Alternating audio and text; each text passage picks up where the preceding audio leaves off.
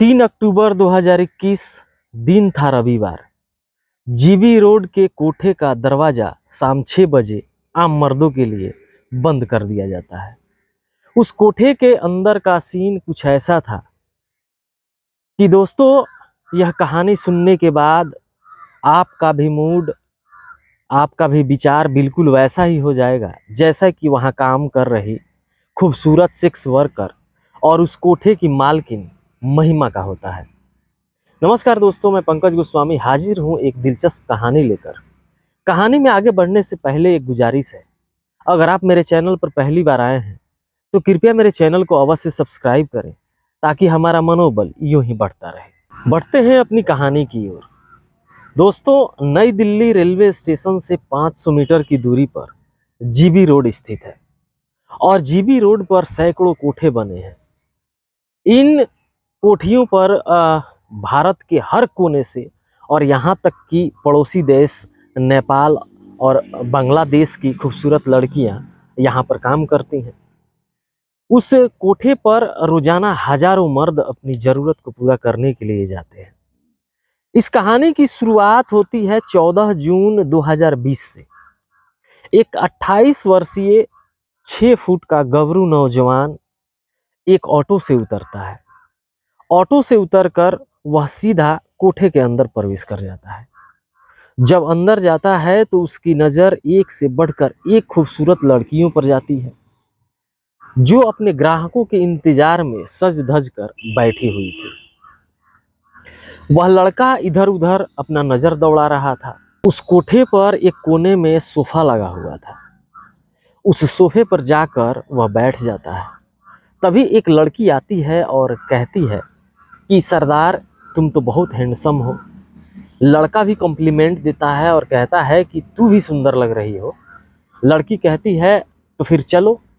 लड़के ने कहा कि तुम इतनी भी अच्छी नहीं लग रही। फिर वह लड़की वहाँ से चली जाती है। ऐसे करके एक दो लड़कियाँ और आती हैं, उसको लुभाने का प्रयास करती हैं, अपनी हुस्न के जलवे दिखाती हैं, लेकिन वह युवक चुपचाप सोफे पर बैठा रहता है। तभी उस कोठे की सबसे खूबसूरत, सबसे हसीन, बेहद जवान, कटीली नैन नक्श वाली, जिसका नाम स्वीटी था, वह लड़की आती है और आते ही बोलती है आई लव यू।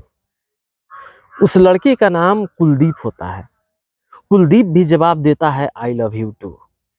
दोनों मुस्कुराते हैं क्योंकि उनको पता था कि वे जिस जगह पर हैं यहाँ लव, प्यार, मोहब्बत, इश्क का कोई मतलब ही नहीं है। अब स्वीटी उसके बगल में बैठ जाती है और बोलती है, और सुनाओ सरदार जी, क्या हाल है? कुलदीप कहता है बढ़िया, अपना सुनाओ। लड़की कहती है चलो चलते हैं। लड़का बोलता है कहाँ? लड़की कहती है क्या करने आए हो यहाँ? वही करने चलो। तभी एक और ग्राहक उस कोठे पर आता है जो पूरी तरह से नशे में धूत रहता है। वह आते ही अपनी नज़र इधर उधर घुमाता है। शायद वह स्वीटी को ही ढूंढ रहा था। तभी देखा कि स्वीटी सोफे पर बैठी है। जैसे ही उसने स्वीटी को देखा तो कहा कि चलो। तब स्वीटी कुलदीप से कहती है तू चलेगा या मैं जाऊं? कुलदीप कहता है कि तू जा, मुझे नहीं जाना। स्वीटी उस नशेड़ी के साथ चली जाती है और उसे खुश करती है। स्वीटी के अंदर जाने के बाद बाहर बैठे कुलदीप को देखकर कोठे की और लड़कियां मजे ले रही थी। क्यों सरदार जी, पैसे नहीं है क्या? चल, पैसे नहीं तो उधार ही सही, कभी दे देना। कुलदीप सबकी बातें सुनता रहता है। लगभग आधे घंटे बाद स्वीटी अपने ग्राहक को निपटाकर बाहर आती है और कुलदीप के सामने खड़ी हो जाती है। तब कुलदीप पूछा कैसा लगा? स्वीटी कहती है मुझे तो कोई फर्क ही नहीं पड़ता, तुझे कैसा लगा? लड़का बोलता है मुझे भी कोई फर्क नहीं पड़ता।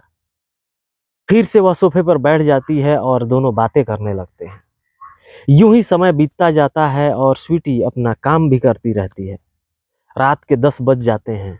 तब कुलदीप जाने लगता है। स्वीटी पूछती है कहाँ जा रहा है? तो वह बोलता है घर जा रहा हूँ। लड़की कहती है कि सिर्फ कोठा देखने आया था।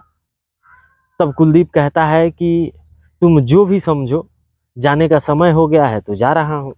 लड़का अपनी जेब से 2,000 रुपया निकालता है और स्वीटी को देने लगता है। लड़की पूछती है कि यह किस बात के पैसे हैं। कुलदीप कहता है कि दिन भर जो बातें की, तुम्हारा समय लिया, उसके लिए। लड़की बोलती है कि मैं सिर्फ काम करने के लिए पैसे लेती हूँ, जब तुमने कुछ किया ही नहीं तो पैसे किस लिए। तू जा, तेरे पैसे नहीं चाहिए। कुलदीप जाने लगता है तो स्वीटी पीछे से आवाज लगाती है कि पानी पिएगा। कुलदीप रुक कर पानी पी लेता है और चला जाता है। उसके जाते ही कोठे पर जब पता चलता है कि एक ऐसा लड़का आया था और 2,000 रुपया दे रहा था, पर स्वीटी ने लेने से मना कर दिया, तब महिमा जो कोठे की मालकिन थी उसको बुलाती है और अच्छी से खबर लेती है, डांट फटकार भी लगाती है। कहती है कि आज के बाद ऐसी गलती मत करना और ना ही कोई ग्राहक पैसे दे तो लेने से मना करना। इधर इसके ठीक 1 हफ्ते बाद कुलदीप फिर से इस कोठे पर जाता है। उस वक्त शाम के 4 बज रहे थे। उसके जाते ही हल्ला होने लगा कि सरदार आया, सरदार आया। स्वीटी दौड़ कर जाती है, सरदार को देखकर खुश हो जाती है। उसका हाथ पकड़कर बोलती है कि मुझे उम्मीद नहीं थी कि तुम यहाँ आओगे, फिर भी मैंने मन ही मन इंतजार किया। फिर से आज भी वह दोनों सोफे पर बैठ जाते हैं। स्वीटी उसे मिठाई देती है, पानी पिलाती है। फिर बातचीत का सिलसिला चलता है। 3-4 घंटे बीतने के बाद यह खबर मैडम महिमा तक पहुंचती है कि उस दिन वाला लड़का आया है और आज भी वैसा ही कर रहा है। अब महिमा को शक हो रहा था कि कहीं वह पुलिस वाला तो नहीं, या उस लड़की का कोई आशिक तो नहीं, या लड़की का कोई रिश्तेदार या कोई घर वाला हो। लेकिन इन सब बातों से महिमा को क्या फर्क पड़ने वाला था, क्योंकि महिमा की पहचान तो कई पुलिस वालों से भी थी। वह आती हैं और कुलदीप के सामने खड़ी हो जाती है और पूछती हैं कि क्या सरदार जी, क्या हाल चाल है। लड़का कहता है जी बढ़िया, क्या करने आते हो यहाँ पर। लड़का कहता है कि संडे छुट्टी रहती है इसलिए आ जाता हूँ। तो महिमा कहती है कि यह घूमने की जगह थोड़ी है जो आते हो। तुम्हें पता है कि यहाँ लोग क्या करने आते हैं और क्या करके जाते हैं।